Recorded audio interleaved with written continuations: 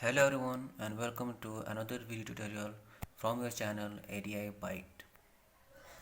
So today the topic is the photoelectric effect and it is one of the important topic for grade 12 students. Let's discuss on it. So here the photoelectric effect. The term itself clears its meaning that photo means light and electric means electricity. So simply it is the process of conversion of light energy into electrical energy. So here the phenomenon of emission of electrons from a metallic surface by the use of light energy is called photoelectric effect. The phenomenon was discovered by Leonard. For photoelectric emission, the metal used must have low work function or low ionization energy. That is, of example, alkali metals, and here cesium is the best metal for photoelectric effects as it has the low ionization energy. In the color diagram you can clearly see here the light rays or the photons are coming or striking to the surface of metal and it absorbs the light energy and the electrons are emitted. So this was the overall concept for photoelectric effect. So now let's move on. So now we need to understand some terminologies and they are photons, work functions, threshold energy, threshold frequency and stopping potential. Let's move on. Now photons. Actually these are the packets of energy. Radiant energy is quantized into localized bundles moving with velocity c and having energy proportional to the frequency, that is E is equals to h nu, and these particle like bundles are called photons. In the photoelectric process, one photon is completely absorbed by one electron. That is, one photon is responsible for emission of one electron only. Now another term, work function. It is the minimum amount of energy which is necessary to start a photoelectric emission. Now there are some terms to remember here, and they are it is a property of material. Different materials have different values of work function, of course, and generally elements with low ionization potential have low work function such as lithium, sodium, potassium, rubidium and cesium. That is, they must have a low ionization energy. Now another topic is threshold frequency, F naught. It is the minimum frequency of incident light which can cause photoelectric emission. So this is also the easy concept, and this frequency is just able to eject electrons without giving them additional energy. So this was the concept. Now we need to understand what is stopping potential or cutoff potential. Friends, actually it is that minimum negative potential given to anode in a photocell for which the photoelectric currents becomes zero. That is, there is no flow of electrons. Okay. Now this is the experimental setup for the photoelectric effect here, and here you can see this there is the emitter and the collector which is connected to cathode and anode respectively. Here on the emitter side there is the photosensitive material and they are usually alkali metals. So let's see first. At first the photons of certain energy strikes to the emitter plate, then it emits electrons as we can clearly see in the diagram. And here at first certain amount of energy of photons are invested in emitting the electrons from the metal surface. This is the concept, and certain amount or other part of energy is utilized in moving the electrons from the emitter to collector plates. This was the important concept here. Now let's see the case of voltage. So friends, if we increase or if we apply positive voltage at anode side or collector side, then what happens? It attracts or makes the movement of electron from the emitter to collector easy. This was the concept for increase in potential, positive potential here. Now if we apply negative potential at anode, then what happens? So when we apply negative potential, then it creates a retarding potential or repulsive potential here.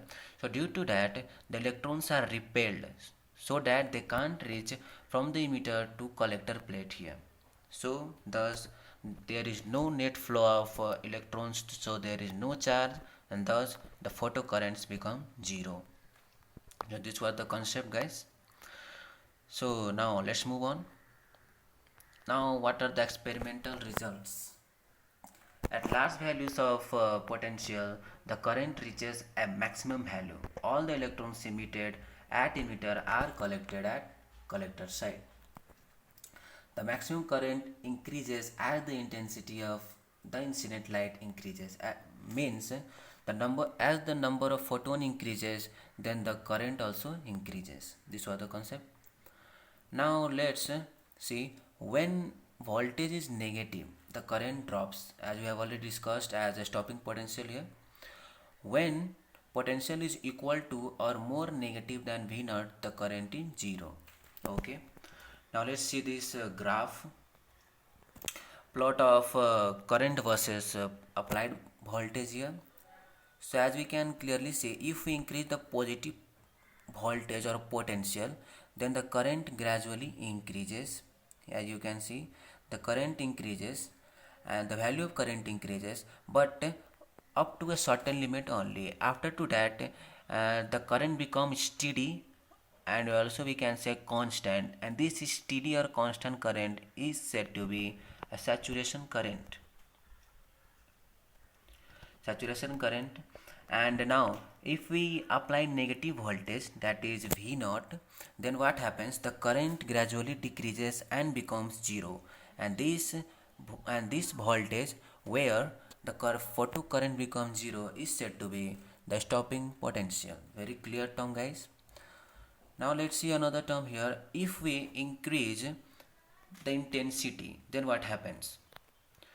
Guys, if we increase the intensity from low to high, then also the stopping potential remains the same. That is, the stopping potential does not depend on intensity, but it depends only on the nature of the material used. So this was the concept. So for the stopping potential to occur, K max must be equal to EV naught. So now let's move on. So now guys, we need to understand the Einstein's photoelectric equation. Guys, all the concept was formulated by Einstein. So for it only he had got the Nobel Prize. So let's see what that. If a photon of light of frequency nu is incident on a photosensitive metal surface, then the energy of photon is spent in two ways that we have already discussed in the previous diagram. So let's see, a part of energy is used in liberating the electron from metal surface against work function phi of metal, and the rest of energy is used in imparting the kinetic energy to the emitted photoelectrons. The clear concept, we have already discussed this. So now this is the main equation here, that is h nu is equals to half mv square max plus phi. This is the important equation here which describes the whole meaning of the sentence. As we can see, we have got half mv square max is equals to h nu minus h nu naught. So let us consider this equation 1, and we already know the formula for work function, that is h nu naught. So now let's move on the concept, guys. So guys, here the concept. Here you can see that this is the metal surface of threshold energy or work function W naught of 5 electron volt. Now let's consider, if the photon of energy 10 electron volt strikes this metal surface, then what happens? Then 5 electron volt is used up in emitting the electrons as a work function, we already know, and the remaining energy is invested in electron to move, that is in the form of kinetic energy, that is 5 electron volt here. So if we sum up the both, then we get the total energy of photon, as you can clearly see. Now let's see another example.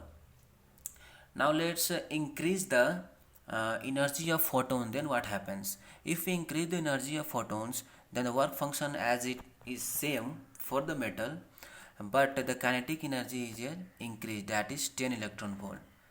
So from this concept we can clearly say that kinetic energy only depends on the energy of photon, not on the work function. This was the concept, and you can use this concept to solve many numericals. So this was very useful. So better remember. So now let's move on. So guys, now stopping potential. What is stopping potential or cutoff potential? We have already discussed in the previous diagram also. So it is that minimum negative potential given to anode in a photocell for which the photoelectric current becomes zero. Clear concept? It is different for different metals, of course, and it is independent of intensity of photon but depends on frequency of incident radiation. Very clear cut concept here, that is V naught is directly proportional to nu frequency. Now let's see here, the work done by the retarding potential in stopping the electron is equal to maximum kinetic energy of emitted photoelectron, and it is based on the law of conservation of energy. Very important term here guys. Here you can see W is equals to kinetic energy max. So from this we can get, by solving we can get EV naught is equals to H bracket mu minus mu naught. So for the concept we can clearly see another diagram here.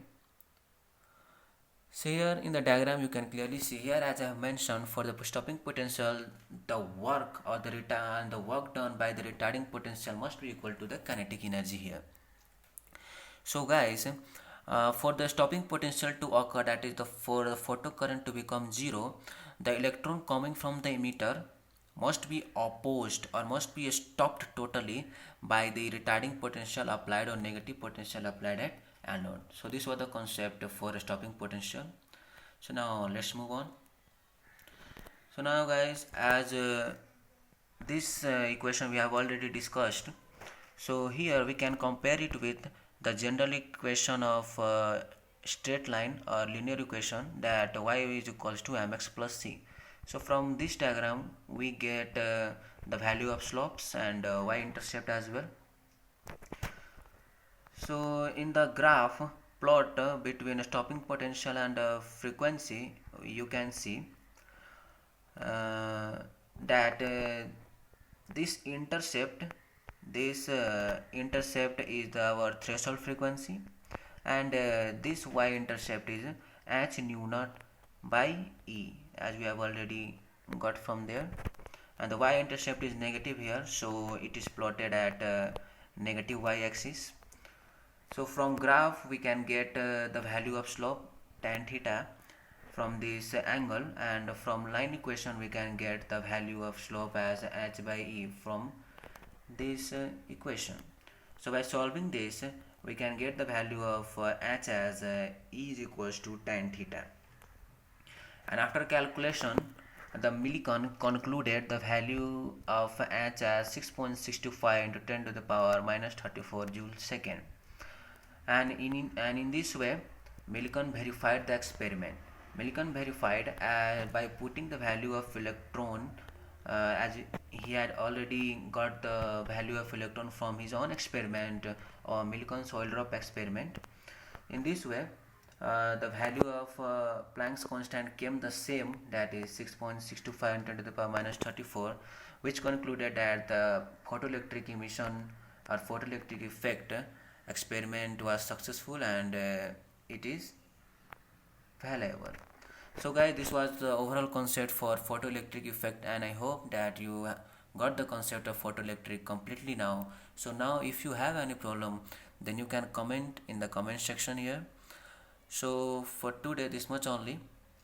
If you like the video, please hit the like button, do comment and share, and of course subscribe the channel for more such videos. So for today this much only. Thank you guys. Bye bye.